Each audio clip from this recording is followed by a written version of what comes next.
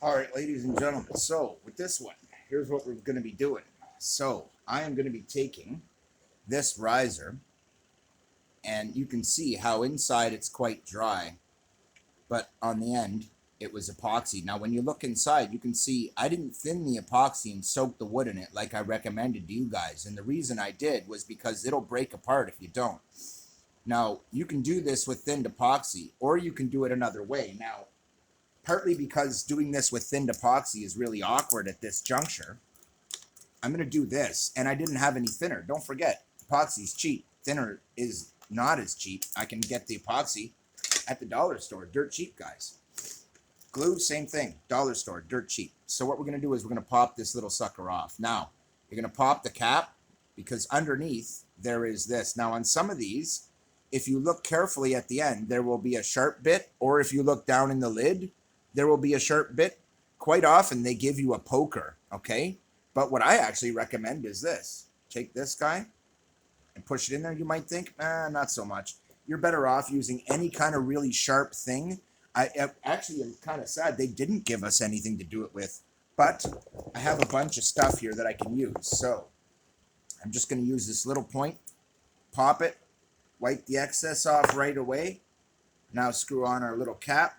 And this is the part where you got to be really careful when you're popping it, because if you squeeze it at all, you'll end up getting stuff everywhere. I actually recommend you hold it right by the bottom. It's stiff enough, and then you can just pop it real gentle. Now, put that aside.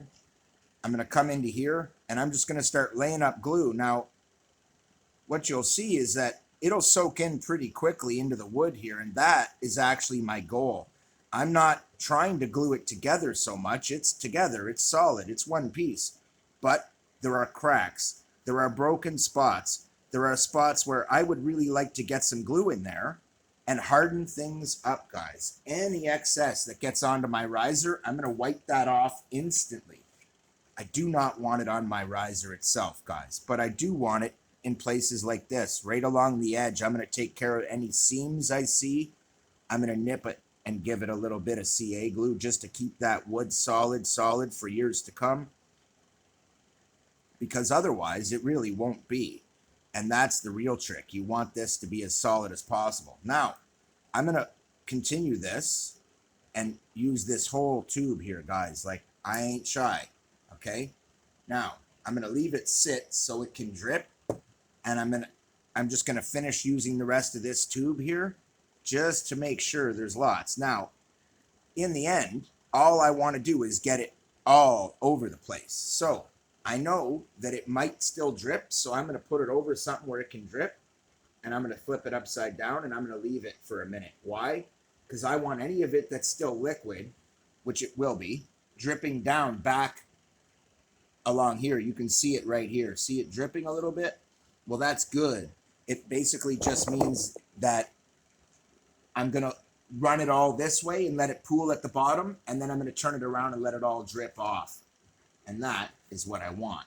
But I want to watch for any drips on my riser. I want to get those off right away. We can take care of those later, but I'd rather not have any more than necessary on there. In fact, if I'd have been neater, I could have made sure and taped this all off. If you want to be really careful, I recommend it, just like you would if you were painting. And the reason is it'll keep your edges nice and neat. In my case, I actually wanted to get it on the edges because it's carbon fiber that I just shaved, and this will help to reinforce all those edges, guys. So now that that's done, I'm going to flip that back over. I'm going to check the edges. Looks good to my eye. I'm seeing no real dry spots in the wood, and I'm seeing down into the pocket, I've got a nice bit of CA glue down in the bottom. So now we're going to flip that over. I'm going to take out a new one because that one has got nothing left to offer, but I don't think I'm going to need it. This pocket actually didn't really need much, and I do have a little bit left in here, so I'm just going to apply that there. The other pocket was really the bad one, but even still, anytime you have wood like this, you can throw a little CA glue into it, and it'll absorb pretty effectively into the wood, guys. It's one of the reasons I really like CA glue for stuff like this. In fact, a lot of the times you build model airplanes, they recommend that you CA glue coat pretty heavily different balsa sections for strength. And there's a reason for that. It actually works very effectively. And since I do have an extensive background in RC, I have built balsa wood planes before and done a lot of that kind of stuff. I know that it works. So again, I'm just going to hold it right by the bottom. I'm going to take whatever point I've got. There you go. Now put that back on, spin it tight without squeezing. Then grab the base of that and twist the cap off just to make sure you're good to go. And now I'm just going to follow the exact same procedure, guys. I want it all around the limb pocket, and I want it at the base of that limb pocket. I want to reinforce the whole pocket, and I do not mind if I put the entire tube in. And the reason is it doesn't really contain much, and in the end of the day, you want as much in there as you can get, kind of a thing, especially at the bottom of those pockets. So what I'm going to do is I'm just going to lay in the rest up in here, because this really was the worst area, and it had broken apart the wood fairly significantly. So I'm going to take care of that. And now that we're done with that, we can put that aside. Only we're not going to. I'm actually going to do something with these caps, and it's going to make them kind of useful, guys. It's also going to use up the last of the glue. So here we go. We got our cap. I'm going to put this aside. I've got an arrow here. It's a real shorty, and I'm just going to put the CA glue right on here. After I remove that piece, if there's any at all left in this here tube, which there doesn't actually appear to be, I really did put it all in there. And we're going to take the other one complete, just like that. Let's see if I can get in here. A little tiny bit. Let's see. A little tiny bit more, and we might have a date.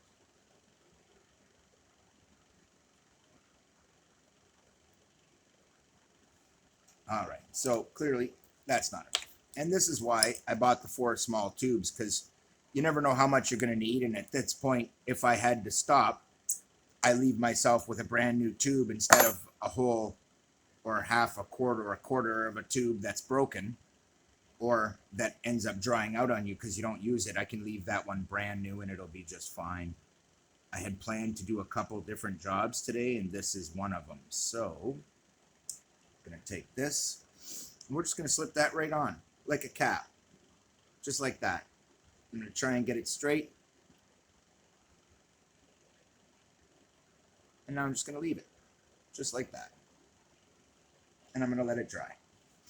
Then I'm going to come over to this other one. I decided these plastic tips might be really good for these. Oh yeah, that'll fit. So we'll just try this and see how it works. I've got some glue here. I want to give it a shot. Why not?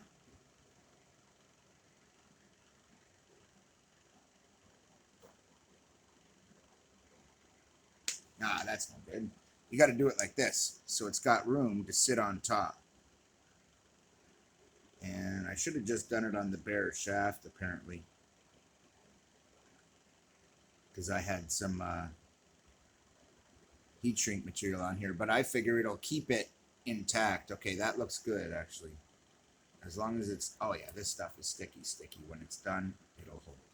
So, we got that pretty good. It's not quite perfect, but it's very close.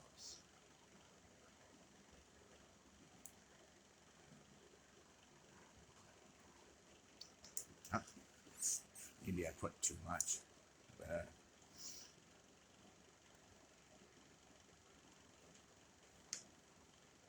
so apparently that's too small for that. However, I do have some other things here that I could use, like this. Just that tip. Watch this. Boom. We're going to lock that in. We're going to hold on to that for a second and see if we can make this work here. I just thought, what the heck? I figure if I've got extra glue, I may as well. It's really taking its time to dry. One of the things about CA glue, actually, is that if you're not going to really hold it for a while and let it sit, or if you get any of it on your hands, it's really frustrating to work with, and you end up really making a mess. And I don't like doing that. So what I'll do is I'll generally, a fidgety job like this, I'll do at the end of a project just to see if it'll work, kind of a thing. I just wanted to see if I could make this stay, but it's all right. It doesn't seem like this stuff works very well with CA glue at all. But the shafts do, and it'll certainly come out solid enough that it's now dry and it's pretty solid. So that's cool. But it's not really going to be enough. I can just take it off. So guys, don't try and CA glue on tips. I've played around a lot with trying to make my own tips, and they almost always come off. The best way is an insert that screw in. I just thought I'd cover that. It'll seem like you get a good purchase sometimes, and then as soon as you shoot it, they come off anyway. If you're going to use epoxy, use a really, really good one, and you'll have a much better shot. Okay, so this was the project. I just needed to keep you guys busy for a minute while it dried. Now that that's done, and both ends are good and dry, I can put my limbs back in, and I'm going to get ready the next one because that was the plan. So this is my top limb, and I know that because I left one squared off, and because I like the idea of being able to use them as a spear if you need to, I left that one with a sharp tip, just because I actually like to plant them in the ground sometimes and take a shot like that while I'm locked in. Now that I'm at this point, what I'm going to do is it bows this way, okay? Now this isn't technically recurving it. I'm just shimming a little shim in there, and it'll stay because we're going to bow this, and without that, it'll just fall out. I make it so that I can put different size limbs in, and I'll have different pieces for that. Now, this is where a good little stuffing tool like that comes in handy. I'm just going to take that shim and stuff it down in so it doesn't show, and it's right down there in the limb pocket. It just provides that little bit of rubber up against the section where it's going to bow. And this doesn't show, but I wanted to show you guys this because this is just really the finishing touches on this bow. It has been tested like crazy, you guys. And over the course of that testing, honestly, I mean, it's had limbs on it that were noticeably stronger than this, to the point where it was ready to shatter, and I didn't want to break it because I like it. I've broken others, and just putting limbs that are way too strong without CA gluing the wood. Without the thinned epoxy, guys, or the CA glue, they're really not going to be very strong. Now, if you look inside, you'll notice that I've got the shim right here and right here. And the reason is when I bow it, it'll sit against both of those shims. Now, this one sits like this on an angle. So I've got my shim right in there. So now we're going to take this. I'm going to hold this in position so that I can keep the shims in place. And I'm going to put a little pressure on it, okay? That way, as I press it in and bow it, like so, press this down, pull it nice and tight, cinch it up tight so it's tight as high up as you can get it. And now we have our bow. Now, there's no real fundamental difference here, guys, except that now the shelf is smoother, and if you look, it's got this nice mirror finish to it. So we're going to go fire a bare shaft, and we'll see how that treats us. Now, in the end, the string is still breaking in, and it isn't waxed, so we're not going to see best possible arrow speeds yet. But, hey, it's doing pretty good, considering we're not seeing its best arrow speeds yet. I'm actually deeply impressed with this one. I love this bow, guys. And I didn't even aim. Even on just a quick instinctive draw, this is a very, very accurate bow. So much so that I'm kind of in love with it. And I did notice it's better for the shelf to CA it.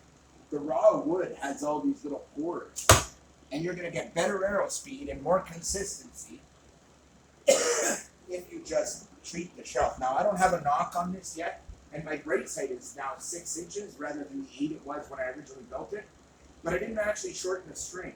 All I've done is shorten the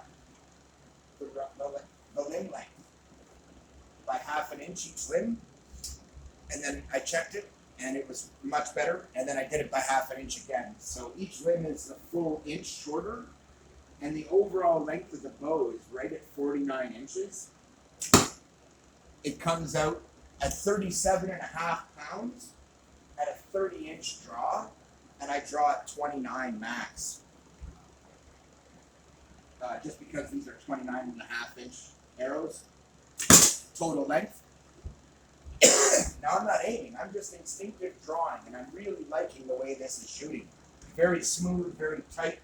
The limbs offer nice poundage and nice arrow speed without putting crazy amounts of pressure onto the actual riser itself. And for durability, I've done all this. Now, this is the CA glue is making it noticeably smoother, but I also redefined this area of the shelf just a little bit, made it a little neater before I did it, a little smoother, just double checked it, and it certainly hasn't had any negative effect. And now that I know how it shoots instinctively, now I'm actually going to aim for the pin. Not too bad, not too shabby, guys. Try to remember I don't actually like to hit the pin. So yeah, it's pretty accurate.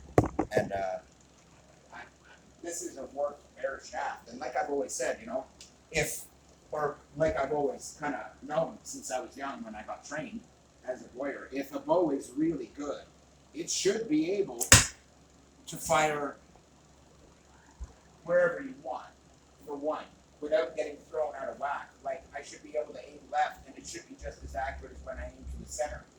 If it's not, you have a problem with your setup, and you need to look at your setup, or you have a problem with the way the arrow's coming off the shelf or any of that. Now, I've covered all that in other videos, guys. This bow is now finished. The limbs are treated so that with the heat shrink material, and I actually heat shrinked it just not enough that they make a really nice sleeve. So I can slip them into their sleeve, and if I broke the limbs and pulled them out, I wouldn't even need new heat shrink material. I just pull it off and put more on, put the new limb in it. It protects the limbs here, which is really important, guys. One of the reasons I originally used the metal inserts was because I found that that was a good thing. The problem is that it was a good thing that it protected the limb itself. The problem is doing that, it sits the arrow a little farther over, which makes the setup more awkward, which means they're not quite as accurate. In addition to that, it created some other issues.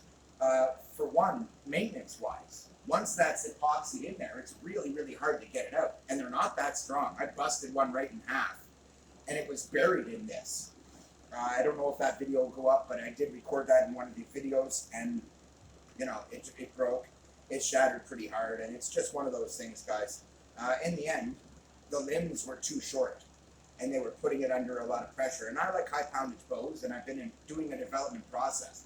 So the goal was to me to find out how long the limbs had to be before, or how short, to get good poundage, and that could be managed. The other bow is in the short category, where it's as short as I can make it and still be a decent bow. This is as big as I can make it and still have a decent draw length. Any bigger than this, and they get a really crazy draw length, and you're not going to get a lot of power until you get to the back of that. But at this length, 39-inch bow with a 6-inch riser, guys, you get a nice draw length. I can comfortably draw 29 inches. Standard draw for me is 29 to 31. And I can draw 28 comfortably, but in the end, I can also draw much higher, guys. Now, I do have some other, almost killed myself with the fan. I do have some other tips. Okay, these are the original Barnett tips, the way they looked before I flattened them. I'm about to go and put one of those onto one of my other arrows, and that's where the rest of the CA glue is going to go, to bringing back those two arrows with a proper tip. And one of them I am going to basically DIY a tip yet. That'll be in another video. But in this one, since I do have my CA glue out, I do kind of want to waste the rest of that one. And one of the reasons I do is it'll just dry out anyway, and I'm not really one to have things just dry out like that. Okay, lots in there. No problem there, I'm pretty sure.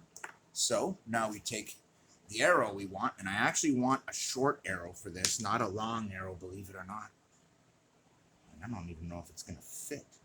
Wow, that sucks. Apparently, this won't fit. So I just threw some CA glue in there for nothing and let it dry. But that's okay. I still have to open this up a little bit and get rid of some of the carbon fiber. I had it pretty close, and I thought maybe, but it's still not ready. But that's okay. So by CA gluing the bottom of it, I'm letting all that drip into the bottom, and I'm actually going to set it right here in this little form and just let it sit like that until it dries. And the reason is I found, I don't know if you guys noticed, those tips collapsed pretty quickly.